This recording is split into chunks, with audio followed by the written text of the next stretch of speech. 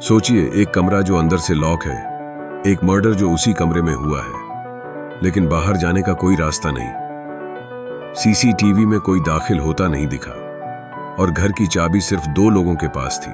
एक मरा हुआ था, दूसरा ऑफिस में था।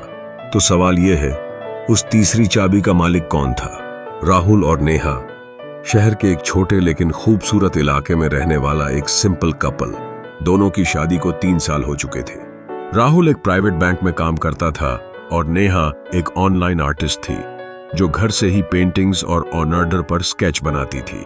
दोनों ने हाल ही में एक फ्लैट खरीदा था, सेक्टर 11 में, तीसरी मंजिल पर। नया घर, नई जिंदगी, सब कुछ अच्छा चल रहा था। राहुल रोज की तरह उस दिन भी सुबह 9 बजे ऑफिस चला गया। नेहा घर पर अकेली थी।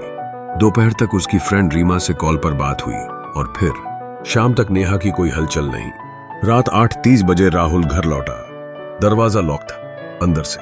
उसने बेल बजाई, फिर कॉल की, फिर जोर से दरवाजा पीटा, लेकिन कोई जवाब नहीं मिला। थोड़ी घबराहट में राहुल ने चौकीदार को बुलाया।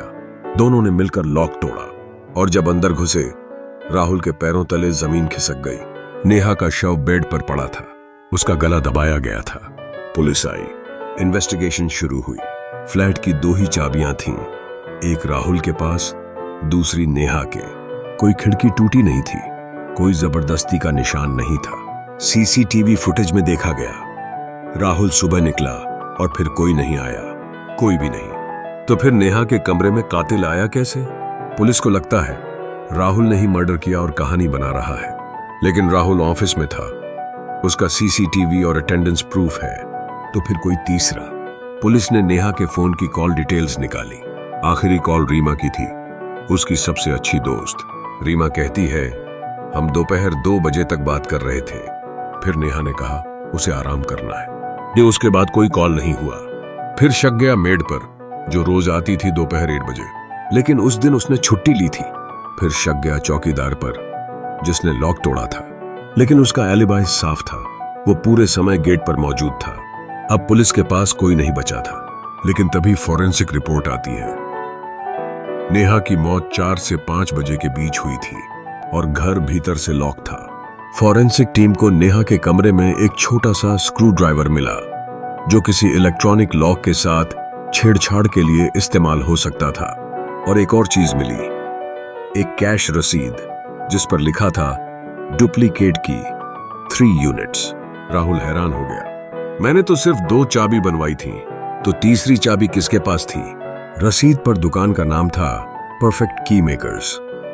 पुलिस ने दुकानदार से पूछा तो उसने बताया, साहब, राहुल जी की वाइफ आई थी, उन्होंने ही खुद 3 चाबी बनवाई थी।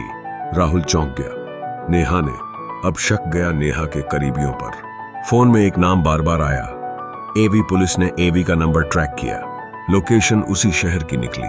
आवी को हिरासत में लिया गया। आवी ने जो बताया वो चौंकाने वाला था। मैं और नेहा पहले कॉलेज फ्रेंड थे, लेकिन कुछ महीनों से हम फिर बात करने लगे थे। उसने कहा था वो राहुल से खुश नहीं है और वो उससे अलग होना चाहती है, लेकिन आवी ने यह भी कहा, मैं उस दिन नेहा से मिलने नहीं गया, उसने ही मना किया था। आवी का मोबाइल लोकेशन उसके घर का ही था, कोई मूवमेंट नहीं। पुलिस फिर वहीं पहुंची। तीसरी चाबी, एक सीसीटीवी फुटेज मिला, बिल्डिंग के पीछे एक पुराने कैमरे का।